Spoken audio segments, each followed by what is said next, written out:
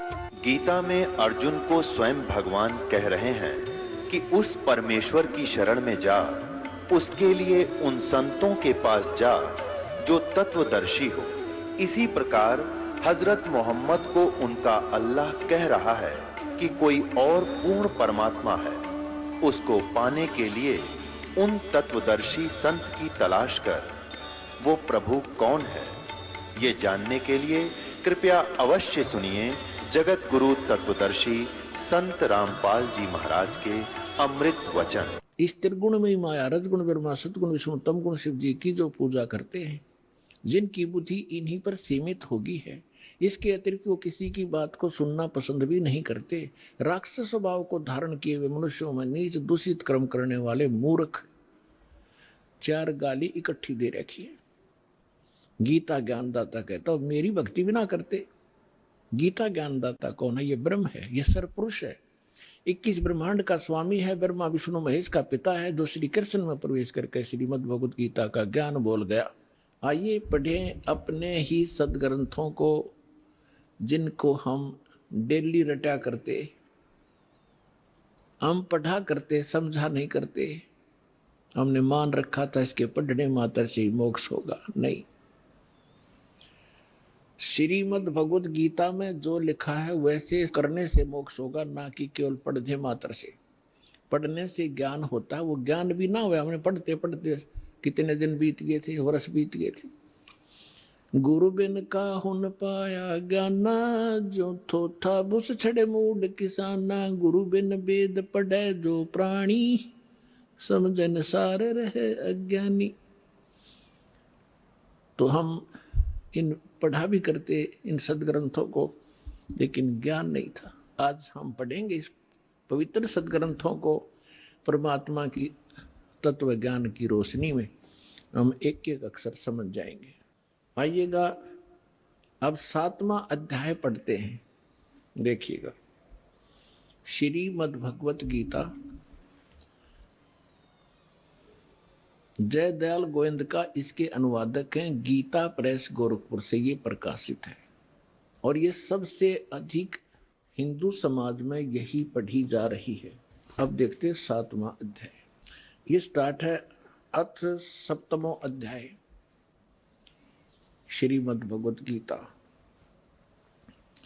अब गीता ज्ञानदाता कहता है कि हे पार्थ, हे अर्जुन, अनन्य प्रेम से मुझ में आसक्त चित्त तथा अनन्य भाव से मेरे प्रयाण होकर योग में लगा हुआ तू जिस प्रकार संपूर्ण समग्रम संपूर्ण विभूति बल ऐश्वर्य गुण से युक्त सबके आत्म रूप माम मुझको संशय रहित जानेगा, उसको सुन। अब क्या कहता है गीता ज्ञानदाता? कहता है कि अब जो ज्ञान सुनाने जा रहा हूं, इसके जानने के बाद तुझे कोई शंका नहीं रहेगी मैं क्या हूं। आगे देखो, दूसरे श्लोक में कहा है, 7वां अध्याय दूसरा मंत्र, मैं तेरे लिए इस विज्ञान सहित तत्व ज्ञान को, इस ज्ञान को, तत्व ज्ञान ज्ञान को पूर्णतः कहूंगा, जिसको जानकर संसार में और कुछ भी जानने योग्य शेष नहीं रह जाता। अब क्या बता रहा गीता ज्ञानदाता कि ऐसा ज्ञान सुना दूंगा, इसके बाद फिर कुछ जानने की जो आवश्यकता नहीं रहेगी। फिर देखिएगा इसमें क्या बताता है। तीसरे मंत्र में, हजारों मनुष्यों में कोई एक सिद्धेय माने परमात्मा प्राप्ति के लिए प्रयत्न करता है, और प्रयत्न करने वाले सिद्धानाम साधकों में भी कोई एक मेरे प्राण होकर मुझको तत्व से व्यति माने जानता है, तत्व से जानता है। ये क्या कह रहा है कि परमात्मा की प्राप्ति के लिए हजारों में से कोई ही भक्ति करना चाहता है, परमात्मा की प्रयत्न कर रहा है। उनमें से मेरे तक भी कोई एक आधा ही पहुंचता है, ना तो नीचे के देवी देवताओं तक ही सीमित रह जाते हैं। आगे देखो फिर क्या बता रहे हैं। चौथा और 5वें का इकट्ठा अनुवाद है। पृथ्वी जल अग्नि वायु और आकाश मन बुद्धि और अहंकार, इस प्रकार यह 8 प्रकार से विभाजित मेरी प्रकृति है।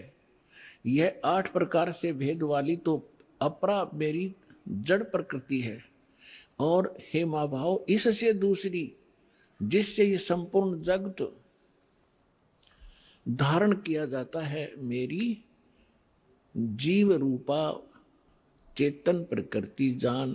अब यहां 2 से दोगे, 2 प्रकृति, एक तो इन्होंने बता दिया 5 तत्व और मन बुद्धि और अहंकार, ये 8 प्रकार से बनी प्रकृति। दूसरी बता रहे हैं ये चेतन प्रकृति, ये दुर्गा है। दुर्गा, अब देखो ये सिद्ध हो रहा है कि दुर्गा को भी प्रकृति कहते हैं, और आप जी को बहुत बार इन सदग्रंथों में प्रमाणित किया है। जैसे श्री देवी भागवत सचित्र मोटा टाइप गीता प्रेस गोरखपुर से प्रकाशित के 3रे स्कंद में 123 पृष्ठ पर विष्णु जी कहते हैं अपनी मां के विषय में। अब पुण्यात्माओं ये सारे कंसेप्ट साथ साथ क्लियर करने पड़ेंगे, क्योंकि बहुत से श्रोता प्रथम बार आते हैं तो उन्होंने ये ज्ञान गहनता से सुना नहीं होता ध्यान से, और थोड़ा बहुत सुन लेते हैं, पुण्यात्मा शीघ्र प्रेरित हो जाते हैं, वो आते हैं। तो यहाँ इनको बैठकर सुनने का समय मिलता है 2 घंटे सुबह 2 घंटे शाम को, तो इसलिए यहाँ एक विशेष विस्तार के साथ ये ज्ञान सुनाया जाता है। ये श्रीमद देवी भागवत देखिएगा, सचित्र मोटा टाइप हिंदी, गीता प्रेस गोरखपुर से प्रकाशित है, और परमात्मा चाहने वाले हिंदुओं के घरों पर यह लगभग रखी पाओगी।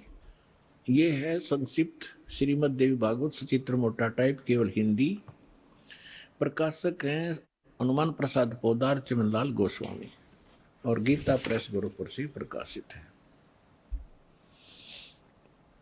इसके 123 पृष्ठ पर पढ़ने पर्याप्त है। 123 पृष्ठ,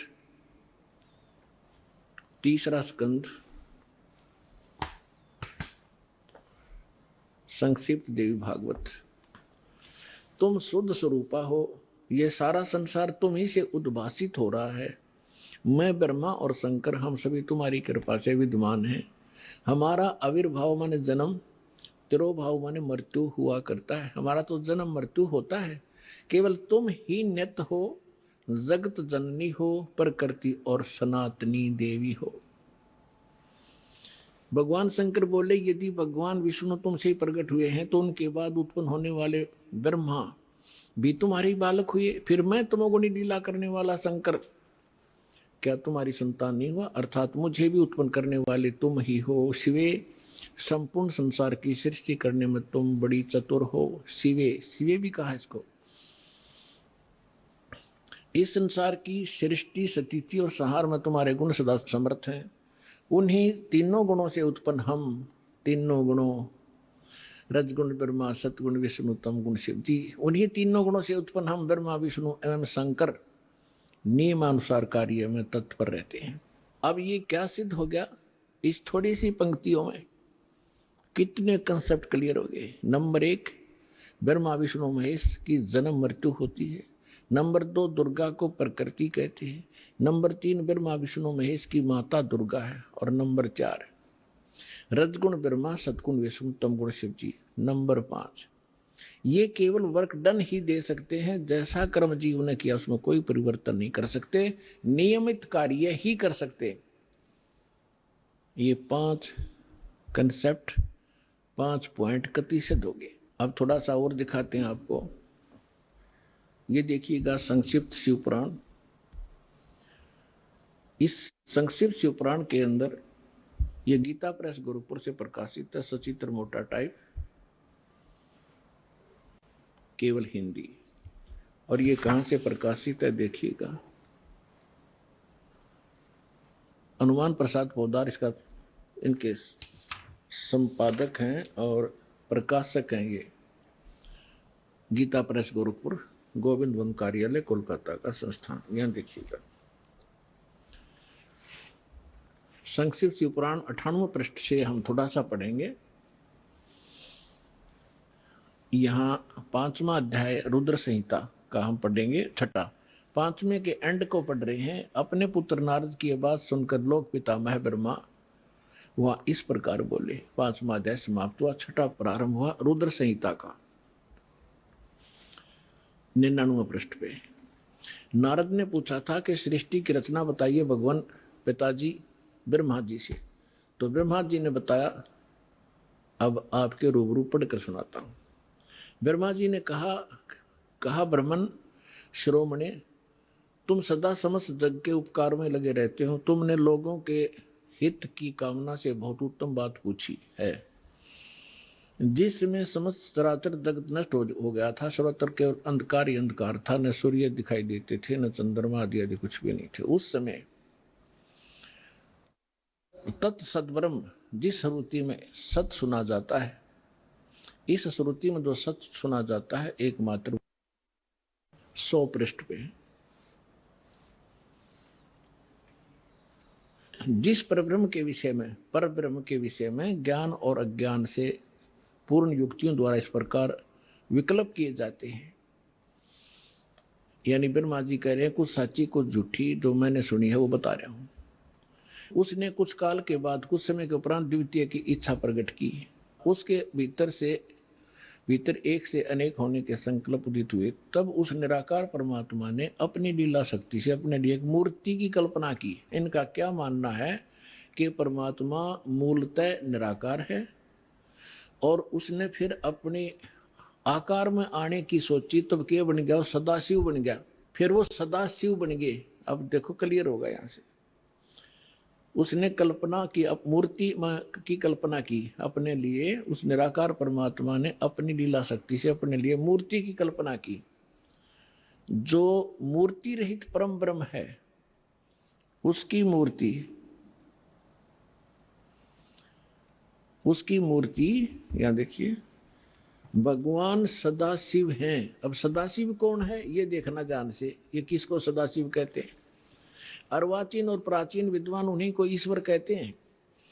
उस समय एकाकी रहकर स्वेच्छानुसार विहार करने वाले उन सदाशिव ने अपने विग्रह से स्वयं ही स्वरूप भूता शक्ति की सृष्टि की, जो उनके अपने श्री अंग से कभी अलग होने वाली नहीं थी। उस पराशक्ति को प्रधान भी कहते हैं, प्रकृति भी कहते हैं, गुणवती माया, बुद्धि तत्व की जननी तथा विकार रहित कहा है। वह शक्ति अंबिका कही गई है। उसी को प्रकृति, सर्वेश्वरी, त्रिदेव जननी, तीनों देवताओं को उत्पन्न करने वाली उनकी माता, ब्रह्मा विष्णु महेश की माता, नेता और मूल कारण भी कहते हैं। सदाशिव द्वारा प्रकट की गई उस शक्ति की 8 भुजाएं हैं। हो गया क्लियर?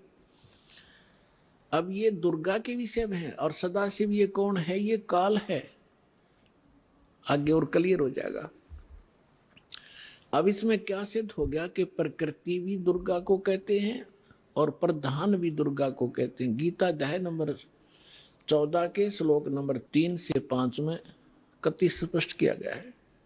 ये काल कहता है, गीता बोलने वाला ब्रह्म कहता है कि दुर्गा तो मेरी प्रकृति तो मेरी पत्नी है, सब्जियों को उत्पन्न करने वाली माता है, मैं इसके गर्भ में बीज स्थापन करने वाला सबका पिता हूं। प्रकृति से उत्पन्न ये तीनों गुण इस जीव को कर्मानुसार यहां बांधे रखते हैं, जकड़े रखते हैं। तीनों गुण कौन सी सिद्ध होगी? रजगुण ब्रह्मा, सतगुण विष्णु, तमगुण शिव जी। ये देखिएगा अध्याय 14 और सुनाता हूं आपको। ताजा है, ये जल्दी समझ में आ जाएगा।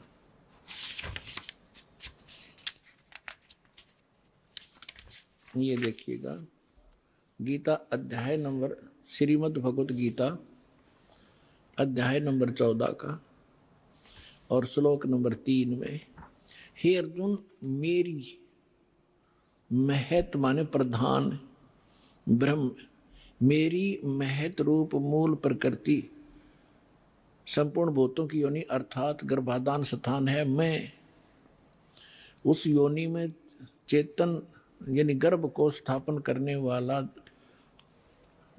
तत्व करता हूं। उसके संयोग से, जड़ चेतन से नहीं, सब भूतों की, सब प्राणियों की उत्पत्ति होती है। 4 में क्या कहा है?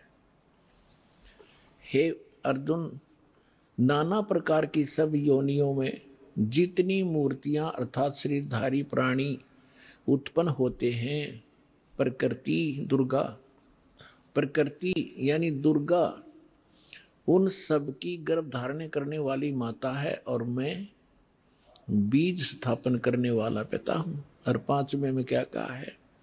हे अर्जुन, सतगुण, रजगुण और तमगुण ये प्रकृति से उत्पन्न, दुर्गा से उत्पन्न ब्रह्मा विष्णु महेश, विष्णु ब्रह्मा महेश तीनों गुण, ये तीनों देवता अविनाशी जीव आत्मा को शरीर में बांधते हैं।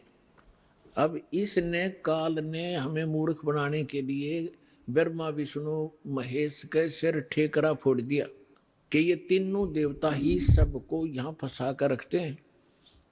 परमात्मा ने आकर बताया, ब्रह्मा विष्णु महेश्वर माया और ये धर्म राया कहिए, इन पांचों मिल पर पंच बनाया, वाणी हमरी लइए।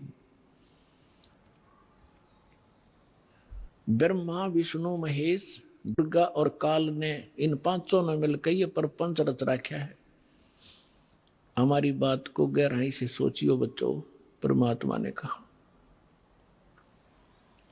अब ये सिद्ध हो ही रहा है, ये पांचों मिलकर जकड़े बैठे हमारे को।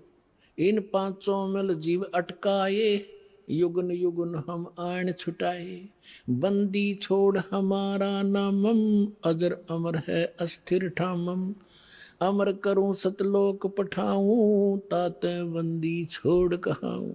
यहां पवित्र शिव पुराण को हमने फिर उठा लिया, श्रीमद् भगवत गीता को रख दिया, उसमें से इतना ही लेना था। अब देखिएगा, ये संक्षिप्त शिव पुराण हम पढ़ रहे हैं और 100 पृष्ठ पे पढ़ रहे थे।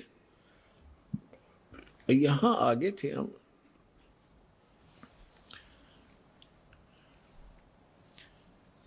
कि जो मूर्ति रहित परम ब्रह्म है उसकी मूर्ति भगवान सदाशिव हैं।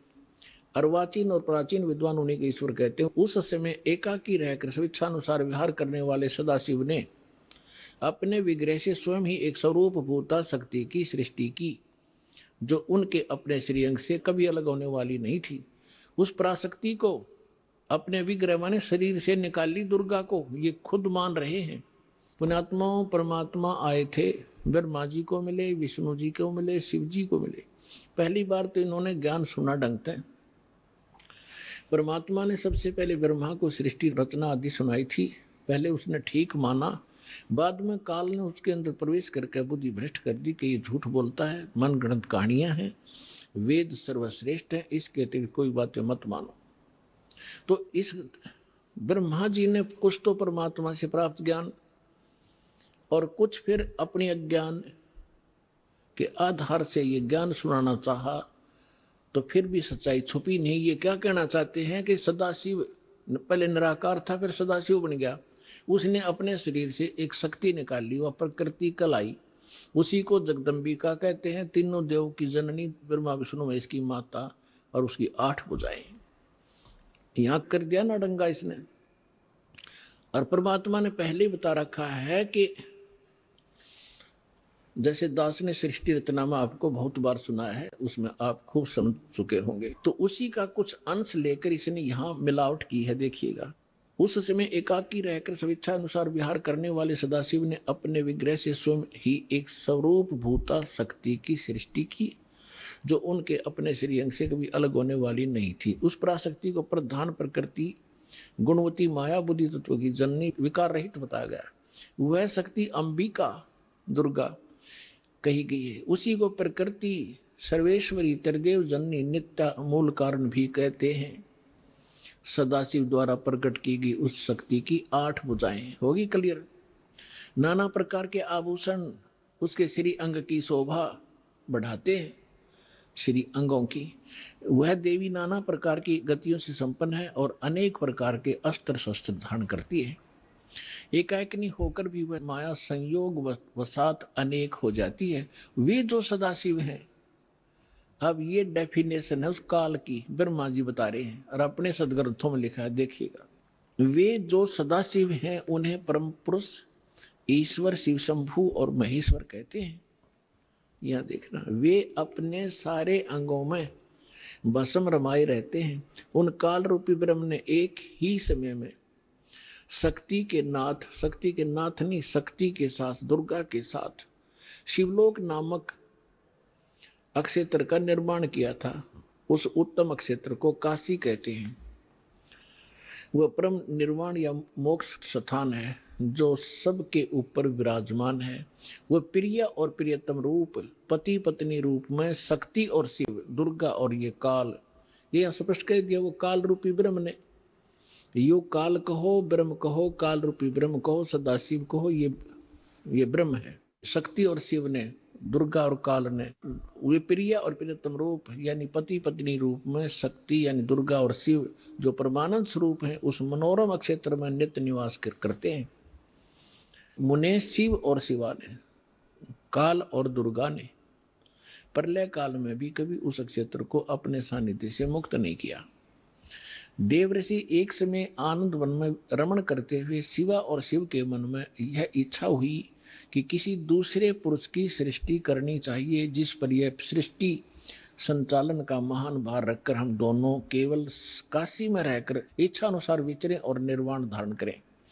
अब इन्होंने सोचा कि कोई पुत्र उत्पन्न करते हैं, उसको ये सारा काम संभलवा देंगे, हम निर्वाण धारण करेंगे, एकांत में रहा करेंगे।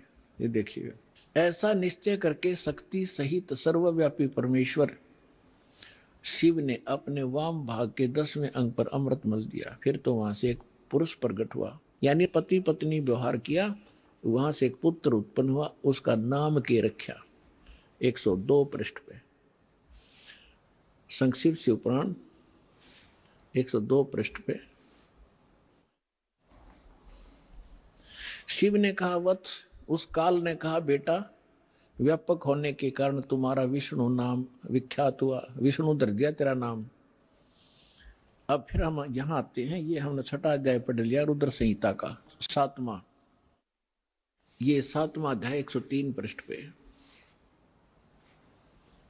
ब्रह्मा जी कहते हैं, देवर से तत्पश्चात कल्याणकारी परमेश्वर शाम सदाशिव ने, काल ने पूर्ववत प्रयत्न करके जैसे अपनी दुर्गा से विष्णु की उत्पत्ति की, मुझे अपने दाहिने अंग से उत्पन्न किया। बस बात खत्म। अब यहां समस्या आ गई अनुवादकर्ता ने, क्योंकि इनको ज्ञान तो था नहीं, इनका उद्देश्य फिर इसको सब उलट सुलट करना ही था। अब इसको समस्या पैदा होगी कि शिव से शिव की उत्पत्ति कैसे बताऊं। अनुवादकर्ता ने गोल मोल कर दिया। कहते हैं, चोर चुरावे तुंबड़ी और गड्ढे पानी में, वो गड्ढे हुआ ऊपर, सच्चाई छानी ना। अब यहां आपको हम विद्वेश्वर संहिता, इसी शिव पुराण के अंदर एक अध्याय है, उसमें दिखाते हैं कि एक समय ब्रह्मा और विष्णु का झगड़ा हो गया। ब्रह्मा जी बोला, मैं तेरा बाप, विष्णु जी को, विष्णु जी बोले, मैं तेरा पिता, तो मेरे नाभि कमल से उत्पन्न हुआ। ब्रह्मा जी कहने लगे, मैं सारी सृष्टि का पिता, मैं प्रजापिता हूं। इन सूखी फीत ला रहे थे आप पे, इन दोनों का युद्ध हो गया इससे बात पे। तो इस काल ने सोचा है लड़का मरेंगे, और मैंने इनसे सृष्टि रचवानी अपने खाने के लिए। इनके बीच में एक सतम, एक लिंग खड़ा कर दिया, सफेद तेजों में, बहुत बहुत विस्तार, जिसकी और छोर भी इन दोनों को नहीं पाया। तो लंबा कथा ना बना के, तो आपने खूब पढ़ रखी है, हम अपने मतलब की सुनेंगे। तो उसी समय ये खुद भी वहां अपने पुत्र शिव के रूप में, सदाशिव रूप में आकर खड़ा हो गया। फिर इनको लग गया ज्ञान समझाने। देखिएगा, ये है ब्रह्मा विष्णु लड़े थे, इनके बीच में सतंभ खड़ा कर दिया। संक्षिप्त शिव पुराण 24 पृष्ठ पे, गीता प्रेस गोरखपुर से प्रकाशित, सचित्र मोटा टाइप के। और ये विद्वेश्वर संहिता 25 पृष्ठ पे। यहां से थोड़ा सा हम लिंक लेंगे इसका। ब्रह्मा और विष्णु ने पूछा, प्रभु, सृष्टि आदि 5 कृत्यों के लक्षण क्या हैं, यह हम दोनों को बताइए। भगवान शिव बोले, युकाल बोला, मेरे कृत्यों को समझना अत्यंत गहन है, तथापि मैं कृपा पूर्वक तुम्हें उनके विषय में बताता हूं। अब हम ज्यादा ना पढ़े, ये देखिएगा। अब 26 पे क्या लिखा है? पुत्रों, काल कहता ब्रह्मा और विष्णु को, पुत्रों तुम दोनों ने तपस्या करके प्रसन्न हुए मुझ परमेश्वर से सृष्टि और सतीचि नामक 2 कृत प्राप्त किए हैं। ये तुम दोनों को बहुत प्रिय है। इसी प्रकार मेरी विभूति स्वरूप रुद्र और महेश्वर ने, यू मैं नहीं है, ने 2 अन्य उत्तम कृत सहार और तिरोभाव मुझसे प्राप्त किए हैं। सिद्ध जो दास करना चाहा था, 2 पुत्र तो ये हो गए इसके, ब्रह्मा और विष्णु, जो वहां कति क्लियर हो गया, इनका जन्म हुआ दुर्गा से।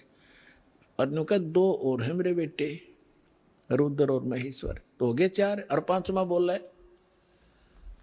अब और थोड़ा सा क्लियर करते हैं। हाँ, यहाँ एक थोड़ा सा और रह गया, इससे और अच्छा क्लियर हो जाएगा। यू कौन? अब यहाँ 26 पर हम पढ़ ही रहे थे, यही देखिएगा। अब 26 पर हम पढ़ रहे थे, यही इसके विद्वेश्वर संहिता के यहां पर हम पढ़ रहे थे नीचे। पुत्रों, यहां फिर इसका और थोड़ा सा लिंक है। ये क्या कहता है? मैंने पूर्व काल में अपने स्वरूपभूत मंत्र का उपदेश किया है, जो ओंकार के रूप में प्रसिद्ध है। वह मंगलकारी मंत्र है। सबसे पहले मेरे मुख से ओंकार ओम प्रकट हुआ, जो मेरे स्वरूप का बोधक करने वाला है। ओंकार वाचक है, मैं वाच्य हूं। ये मंत्र मेरा स्वरूप ही है। प्रतिदिन ओंकार का निरंतर स्मरण करने से मेरा ही यानी काल का ही स्मरण सदा सिमरण होता है।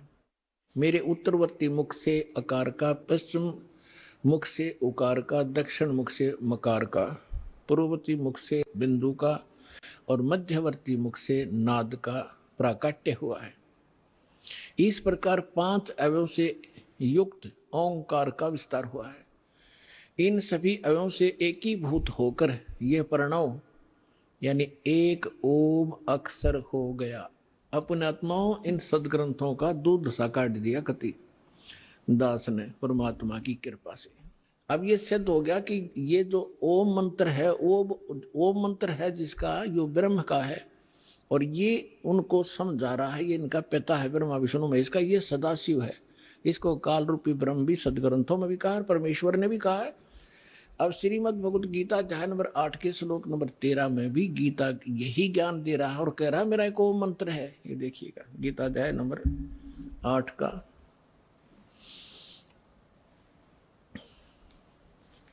गीता अध्याय नंबर 8 का श्लोक नंबर 13 आपको दिखाते हैं। अध्याय 8 श्रीमद् भगवत गीता अध्याय 8 और मंत्र नंबर 13। ओम इति एकाक्षरम ब्रह्म विवहारण माम अनुस्मरण ये प्रियाति तजन देहम सयाति परमाम गतिम। माम ब्रह्म, मुझ ब्रह्म का ओम ओम यह एक अक्षर मंत्र है, एक अक्षरम, नथिंग एल्स। व्यवहारण अनुस्मरण उच्चारण करके सुमन करता हुआ, यह प्रियाति तजन देहम जो शरीर छोड़कर जाता है, सयाति परमाम गति जो ओम से मिलने वाली परम गति उसको प्राप्त होता है। ओम अर्थ इन्होंने ये ओम किया, जो पुरुष ओम ओम इस एक अक्षर रूप ब्रह्म को उच्चारण करता है, एक अक्षर रूप ब्रह्म कहेंगे, ये तीनों के मुझ ब्रह्म का केवल एक ओम मंत्र है। इसका उच्चारण करता हो जो शरीर छोड़कर जाता हो, ब्रह्म से होने वाली जो मोक्ष है उसको प्राप्त करता हूं। ब्रह्म से कौन सी उपलब्धि है? ब्रह्म से उपलब्धि है ब्रह्मलोक। अब ये देखिएगा 16वां श्लोक है 8वें अध्याय का। हे अर्जुन, ब्रह्मलोक पर्यंत सब लोग पुनरावृत्ति में है, यानी ब्रह्मलोक में गए हुए प्राणी भी इन दोबारा जन्म मृत्यु में आते हैं। पुनरावृत्ति का इन्होंने विश्लेषण भी किया है, अर्थात जिनको प्राप्त होकर पीछे संसार में आना पड़े, यानी ब्रह्मलोक में गए हुए प्राणी भी पुनर्जन्म आते। यह इन्होंने अनुवाद थोड़ा सा गलत किया है कि हे कुंती पुत्र, मुझको प्राप्त होकर पुनर्जन्म नहीं होता। देखे बिना दिमाग की बात इनकी। विद्यते का अर्थ विद धातु से बना है, विद माने जानना भी है। जो ये नहीं जानते कि मुझे प्राप्त होकर भी ब्रह्मलोक जाकर भी जन्म मृत्यु होते हैं, तो मेरी भक्ति करके भी उनकी पुनर्जन्म होता है, जो ये नहीं जानते उनका पुनर्जन्म होता है अर्जुन। जो ये नहीं जानते कि ब्रह्मलोक में गए हुए प्राणी भी वापस आते हैं, तो उनका वो मुझे प्राप्त होकर भी पुनर्जन्म है अर्जुन, उनका पुनर्जन्म है। इसका ये अर्थ है। यदि हम इनका ये अनुवाद सच्चा माने तो अध्याय नंबर 2 का श्लोक नंबर 12, अध्याय नंबर 2 का श्लोक नंबर 12 और अध्याय नंबर 4 का श्लोक नंबर 5 और 9, अध्याय नंबर 10 के श्लोक नंबर 2 ये कति गलत हो जाते हैं। देखिएगा, श्रीमद् भगवद गीता अध्याय नंबर 2 और श्लोक नंबर 12, न तो ऐसा ही है कि मैं किसी काल में नहीं था, गीता ज्ञानदाता कह रहा ये ब्रह्म, अथवा तू नहीं था, अथवा ये राजा लोग नहीं थे, और न ऐसा ही है कि इससे आगे हम सब नहीं रहेंगे। और इसके साथ ही देखना है, इसी दूसरे अध्याय का 17वें श्लोक में स्पष्ट कर दिया है कि अविनाशी तो उसको जान जिससे, अविनाशी यानी नाश नहीं कहो, अविनाशी को, अविनाशी तो उसको जान जिससे यह संपूर्ण जगत व्याप्त है, और इस अविनाशी का विनाश करने में कोई भी समर्थ नहीं है। यानी गीता ज्ञान दाता से कोई अन्य है जो वास्तव में अविनाशी है, जिसने सारे ब्रह्मांडों की रचना की है और वही रोके हुए। अध्याय नंबर 4 के श्लोक नंबर 5 और 9 में ये देखिएगा, ये है अध्याय नंबर 4 श्रीमद् भगवद गीता। इसका यहाँ ये 5वां मंत्र यहाँ से स्टार्ट है, लेकिन इसका अनुवाद यहाँ पर है। हे परंतम अर्जुन, मेरे और तेरे बहुत से जन्म हो चुके हैं। इति सिद्धम, गीता ज्ञानदाता भी जन्म मरता है, अविनाशी नहीं है ये। तेरे और मेरे बहुत से जन्म हो चुके हैं, उन सबको तू नहीं जानता, मैं जानता हूं। और 9वें श्लोक में क्या कहा है, अध्याय नंबर 4 के और श्लोक नंबर 9 में, मेरे जन्म और कर्म अलौकिक हैं, दिव्य हैं। अध्याय नंबर 10 के श्लोक नंबर 2 में, अध्याय नंबर 10 और श्लोक नंबर 2 में, मेरी उत्पत्ति को, मेरे जन्म को न देवता लोग जानते हैं न महर्षि जन जानते, क्योंकि मैं सब प्रकार से देवताओं और महर्षियों का आदि कारण यानी इनका जन्मदाता हूं। यदि गीतानुवादकों का 8वें अध्याय के 16वें श्लोक का ये अनुवाद सत्य माने कि ब्रह्मलोक में गए वे सब प्राणी पुनरावृत्ति में हैं और मुझे प्राप्त होकर फिर जन्म मृत्यु नहीं होती, तो ये तीनों श्लोक गलत हो जाते हैं, तीनों के तीन। इसका अर्थ ये है कि अर्जुन, जो ये नहीं जानते कि ब्रह्मलोक में गए हुए प्राणी भी पुनरावृत्ति में है, उनका पुनर्जन्म अर्जुन, उनका पुनर्जन्म होता ही होता है। अब प्रसंग चल रहा है कि ओम नाम से कौन सी उपलब्धि होती है, वो ब्रह्मलोक में जाते हैं। देखिए श्रीमद् भगवद गीता, वही गीता प्रेस गोरखपुर से प्रकाशित है।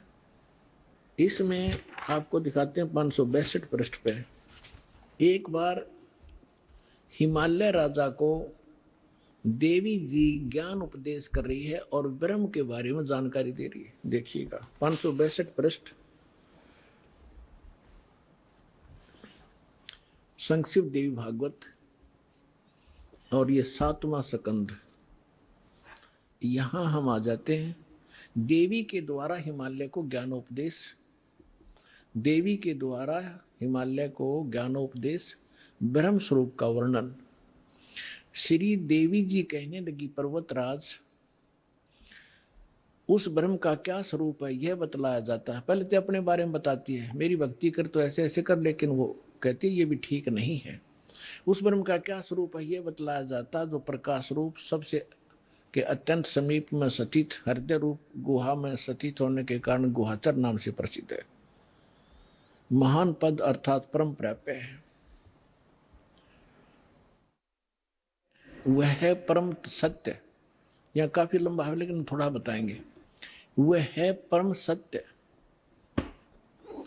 और अमृत अविनाशी तत्व है। सौम्य, उस वेदने योग्य लक्ष्य का तुम वेदन करो, मन लगाकर उसमें तन्मय हो जाओ। सौम्य उपनिषद में कथित महान अस्त्र रूप धनुष को लेकर उस पर उपासना द्वारा तीक्ष्ण किया हुआ बाण संधान करो और फिर भावनागुत चित्त के द्वारा उस बाण को खींचकर उस अक्षर रूप ब्रह्म को लक्ष्य बनाकर वेधन करो।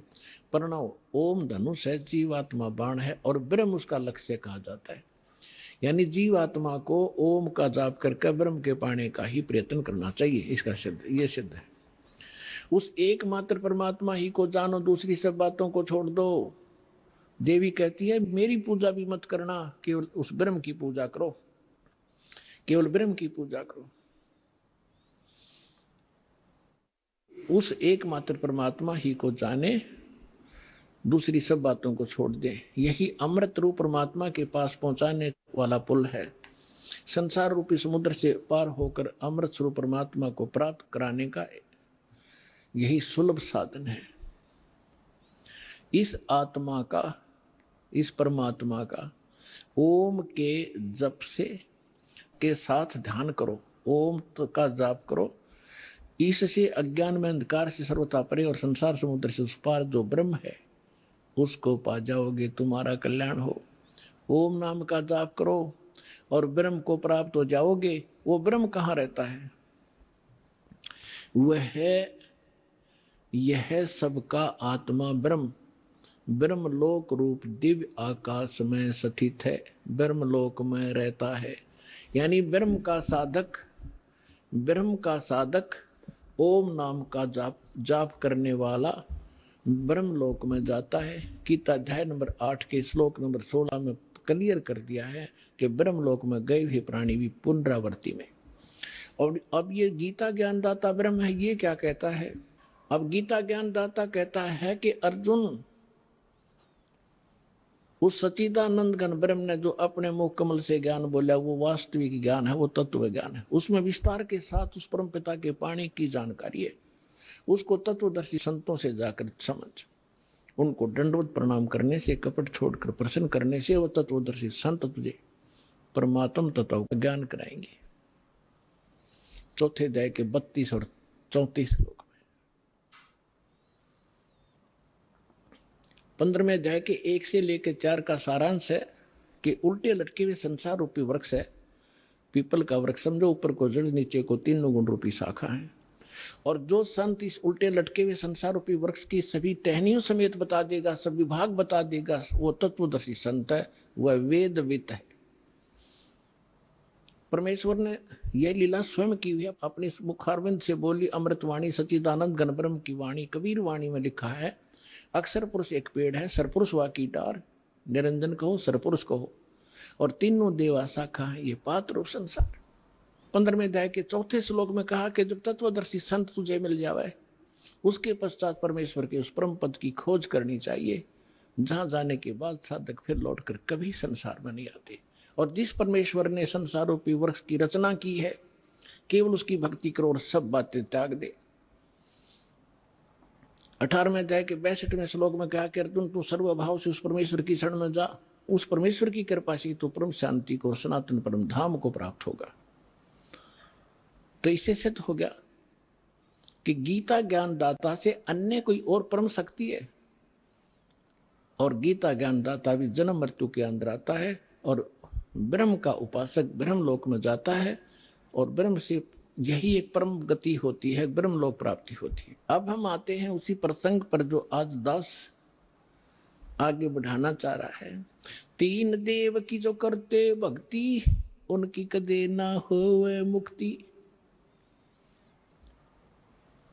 इन तीनों देवताओं की जो भक्ति करते हैं उनकी कभी मोक्ष नहीं होता। 3 देवता रजगुण ब्रह्मा सतगुण विष्णु तम गुण शिव जी।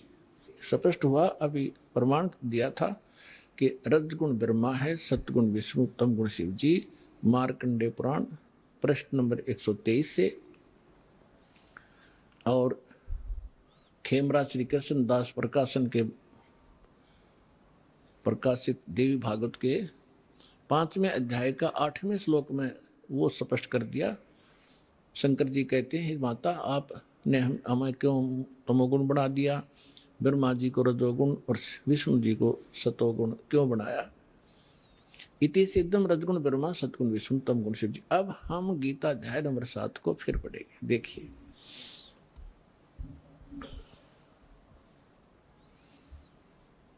अब हमने यहां तक पढ़ लिया इसको। अब ये क्या कह रहे हैं कि देखिएगा, अध्याय नंबर 7 का श्लोक नंबर 2,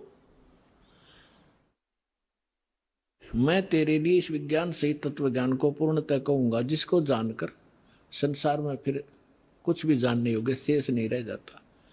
फिर ये तीसरे में बता दिया है कि हजारों मनुष्यों में कोई एक माने सिद्ध है, माने भगवान प्राप्ति के लिए हजारों को एक आधा कोशिश कर रहा है भगवान पाने की, ना को केवल तो फॉर्मेलिटी करते हैं। और यत्न करने वालों में भी कोई एक आधा ही मुझ तक पहुंचता है, इसका ये अर्थ है कहने का। और जो मुझे तत्व से जानता है। अब प्रमाण है, जैसे दास बहुत बार सत्संग में सुनाता है कि ये स्वर्ग का राजा इंद्र एक बार मार्कंडेय ऋषि तपस्या कर रहे थे, उसने अपनी पत्नी भेज दी और फिर भी वो टस से मस नहीं हुए। फिर स्वयं इंद्र पहुंच गया कि ले मार्कंडेय जी, तुम इंद्र का राज ग्रहण करो, हम हार गए, तुम जीत गए। लेकिन मार्कंडेय ऋषि ने कहा था कि मुझे तेरे इंद्र की राज की आवश्यकता नहीं, मैं तो ऐसे स्थान पर समाधि लगा रहा हूं ब्रह्मलोक में। और इंद्र को कहने लगा कि आजा, तुझे ब्रह्मलोक का सैल करा दूं, वो ज्ञान बता दूं, त्याग दे इस इंद्र के राज को। वो केवल इसी ब्रह्म को ही तत्व से जानता था, इस ब्रह्म को ही फाइनल मान रहा था कि ये पूर्ण परमात्मा है मार्कंडेय ऋषि, तो उसने वही सेटिंग थी। तो ये कहना चाहता है कि जो मुझे तत्व मुझे ही फाइनल मान रहा है तो मेरी भक्ति करता है, वो भी हजारों में कोई एक आधा, नहीं तो नीचे के देवी देवताओं तक सीमित है लोग। ये सारा इस 7वें अध्याय का ये निष्कर्ष समझ लेना। फिर आगे देखिएगा, इसी 7वें अध्याय का ये चौथा और 5वां श्लोक आपको बता, ये पृथ्वी जल अग्नि वायु आकाश मन बुद्धि अहंकार भी इस प्रकार ये 8 प्रकार से विभाजित मेरी प्रकृति, यह तो जड़ प्रकृति है अपरा, और हे महाभाव से दूसरी जिसे सारा संपूर्ण जगत धारण किया जाता है, मेरी चेतन प्रकृति जीव रूपा ये चेतन प्रकृति समझो। अब छठे में कहा है, ऐसा समझकर संपूर्ण भूत सभी प्राणी इन दोनों प्रकृतियों से मैं संपूर्ण जगत का प्रभाव अर्थात प्रलय का कारण हूं, इनका जन्म और इस सब का मैं ही कारण हूं।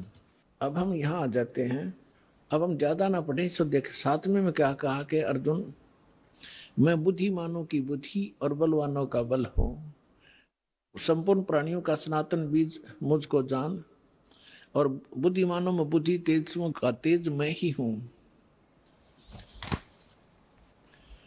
और 11वें में क्या कहा है कि हे भरत श्रेष्ठ, मैं बलवानों का आसक्ति और कामनाओं से रहित बल अर्थात सामर्थ्य हूं। कहने का भाव ये है कि मैं बलवानों का बल और बुद्धिमानों की बुद्धि इनकी मेरे हाथ में है।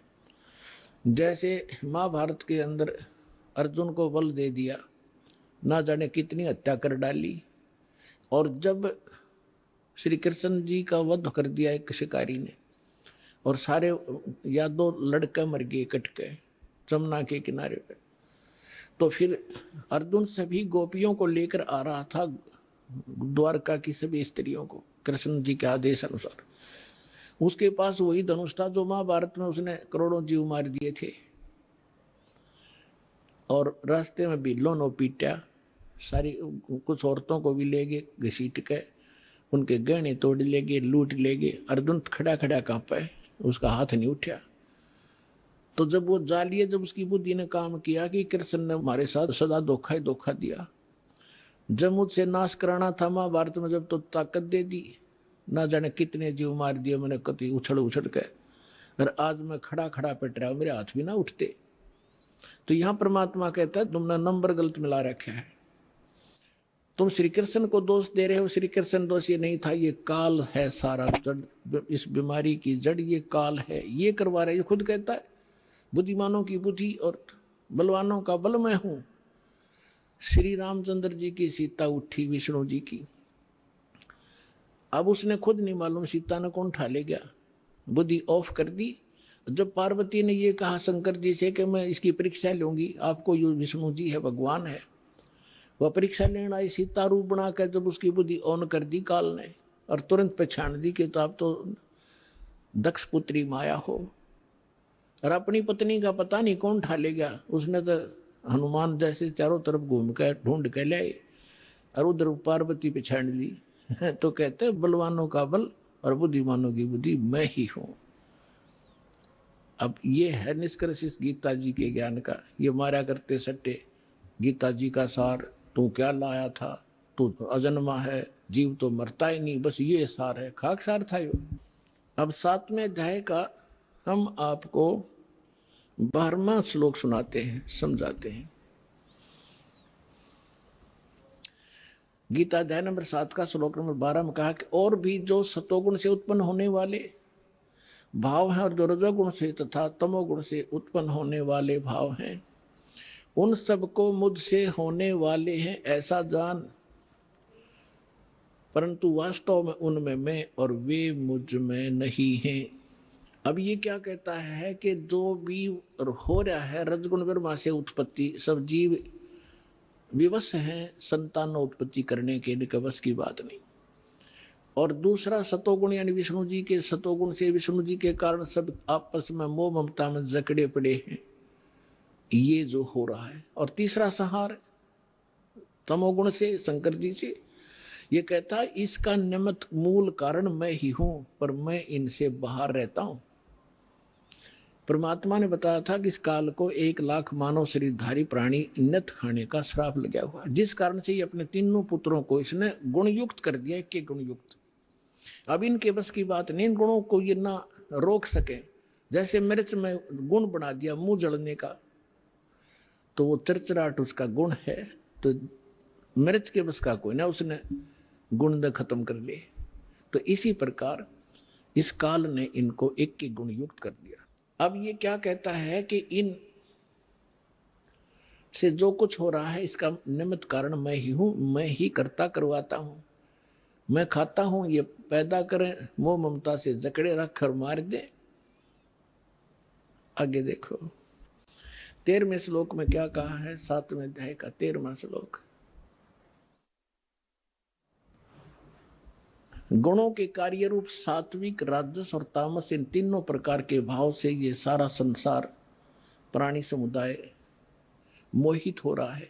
इन तीनों गुणों से परे, रजगुण ब्रह्मा, सतगुण विष्णु, तमगुण शिव जी से परे मुझ अविनाशी को नहीं जाता। अब ये कहते हैं कि सभी इन ब्रह्मा विष्णु महेश तक की भक्ति में जगड़े पड़े हैं, इनसे ऊपर मैं हूं ब्रह्म, ये मुझे भी ना जानते। देखिए 7वें अध्याय का 14वां श्लोक। क्योंकि यह अलौकिक अर्थात अति अद्भुत त्रिगुणमयी मेरी माया, रजगुण ब्रह्मा, सतगुण विष्णु, तमगुण शिव जी, बड़ी दुस्तर है, खतरनाक है। और जो पुरुष मुझको निरंतर भजते हैं, यानी ब्रह्म की साधना करते हैं ओम नाम का, वे इस माया का उल्लंघन कर जाते हैं, वो ब्रह्मा विष्णु महेश को और ओवरलैप कर जाते हैं, जंप कर जाते हैं, इनसे अधिक राहत मिलती है उससे।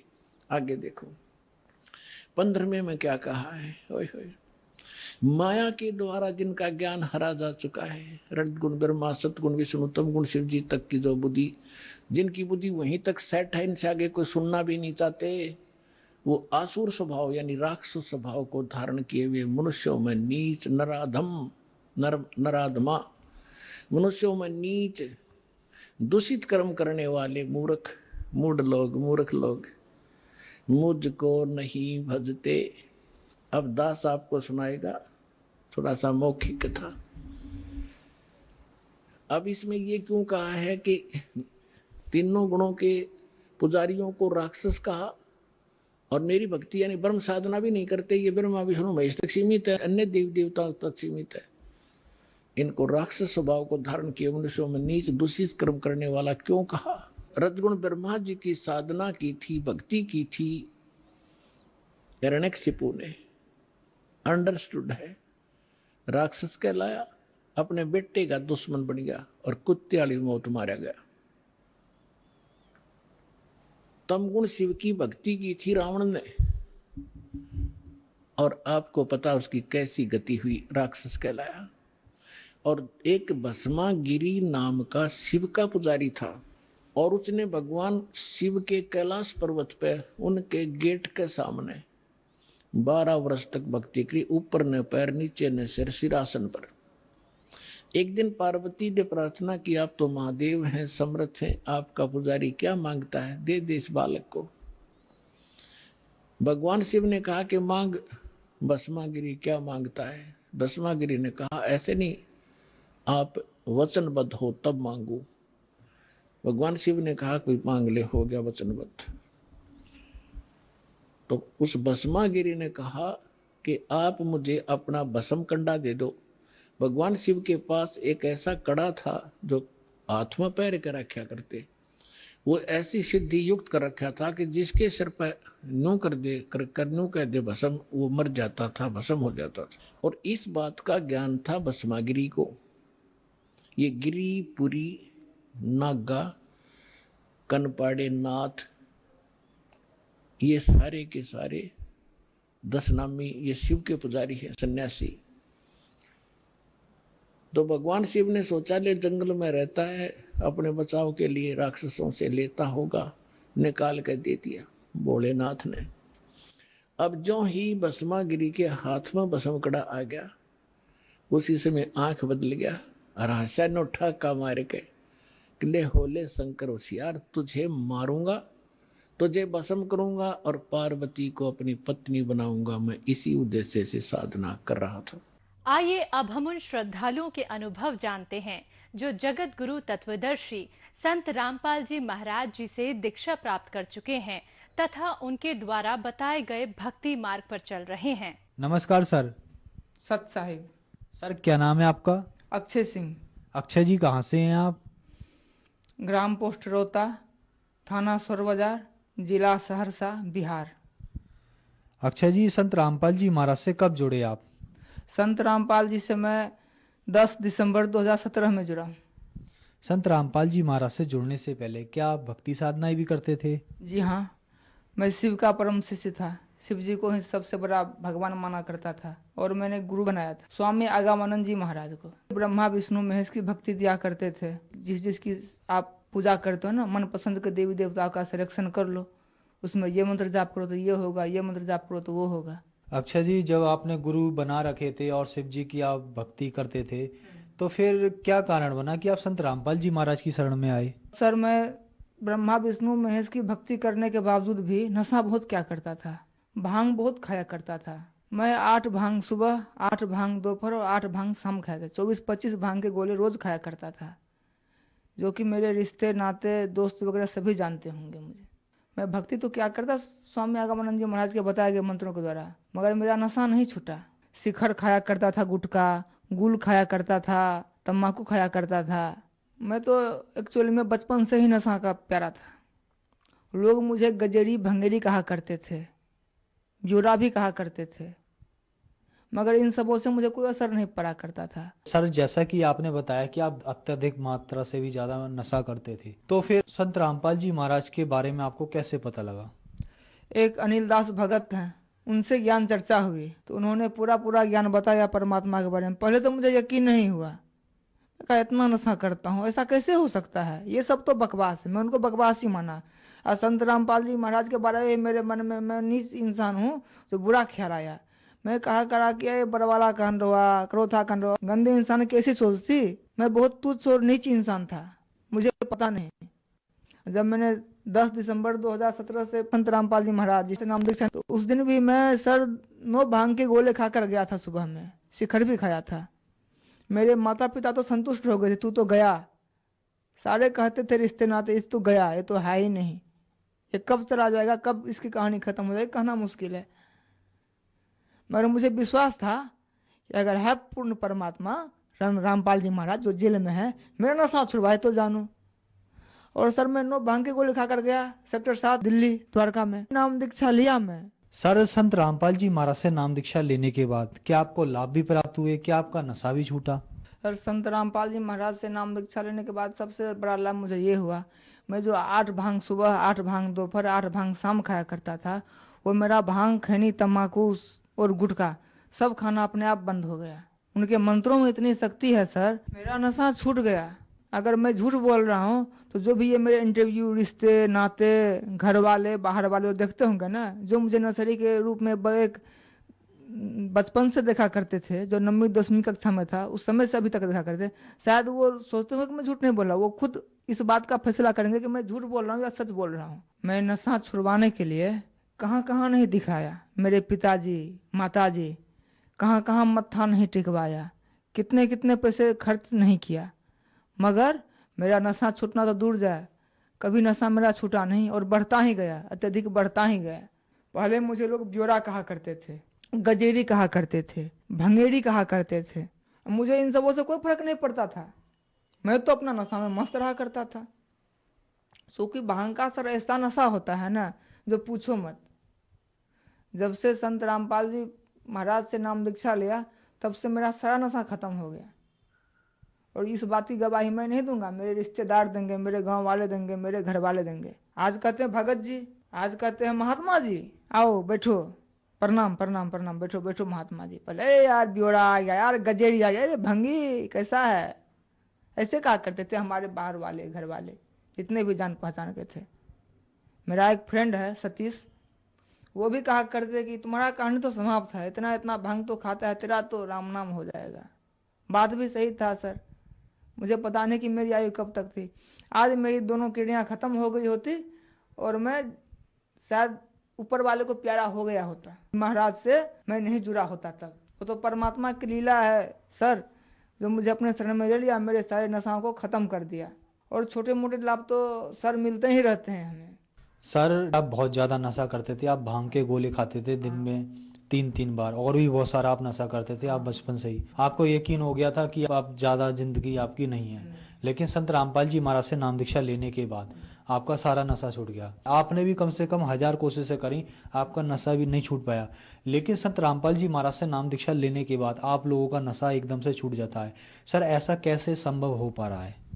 ऐसा देखिए, मैं कहना चाहूंगा सर कि ऐसा संभव मैं खुद महसूस क्या करता था कि संत रामपाल जी महाराज मेरा नशा नहीं छुड़वाएंगे। जिस दिन मैं नाम दीक्षा लेने के लिए गया था उस दिन भी मैंने भांग का गोला खाया था, सोचा कि मैं बाहर निकल कर फिर खाऊंगा। मुझ जैसे मूर्ख नीच इंसान को नहीं पता क्या था कि संत रामपाल जी महाराज नहीं है बल्कि पूर्ण परमात्मा कबीर साहब के अवतार है, वो कुछ भी कर सकते हैं। आज तारीख 25 अक्टूबर 2020 और 10 दिसंबर 2017 से मैं एक सुपारी तक छुआ नहीं हूँ और नहीं छूऊंगा। मेरा नशा छूट गया संत रामपाल जी महाराज की यही कृपा से।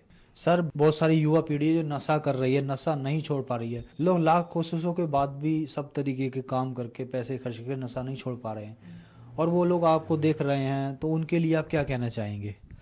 मैं उनके लिए यही कहना चाहूँगा कि संत रामपाल जी महाराज से नाम दीक्षा ले और अपना कल्याण करवाए। यकीन नहीं करोगे सर, अगर मेरी बातों पर उन सबों को यकीन नहीं होगा, एक बार अवश्य आए संत रामपाल जी महाराज के शरण, और नशा उनका जो है ना उनके मंत्रों के द्वारा बताया गया, ऐसे नशा नहीं छूटेगा। वो मंत्र जो देंगे ना उनका सिमरन करना पड़ेगा, उनके बताए गए मार्ग पर चलना होगा। नशा क्या मैं 101% गारंटी से लिख कर दे सकता हूँ कि उनका नशा सुमंतर हो जाएगा, जैसे मेरा हुआ है। सर संत रामपाल जी महाराज से नाम दीक्षा कैसे ली जा सकती है? चैनल पर संत रामपाल जी महाराज का सत्संग आता है, उस सत्संग में नीचे पीला पट्टी आता है, उनमें नंबर है। उस पीला पट्टी पे जो नंबर होगा ना वो आसपास के संस्थान से जुड़ जाएगा, और वहां से फोन करके अपने आसपास के संस्थान में जाएं और संत रामपाल जी महाराज से नाम दीक्षा ले करके अपना नशा, आर्थिक, मानसिक और शारीरिक सभी समस्याओं का निदान करवाएं। धन्यवाद सर। सत्य साहिब।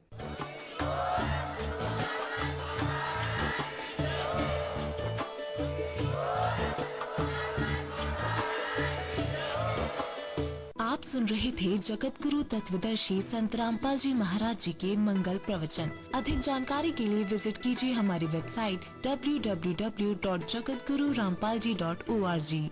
संत रामपाल जी महाराज जी के शुभ आशीर्वाद से पूरे विश्व भर में 500 से भी ज्यादा नाम दीक्षा केंद्र हैं, जिन पर संत रामपाल जी महाराज जी द्वारा ऑनलाइन निःशुल्क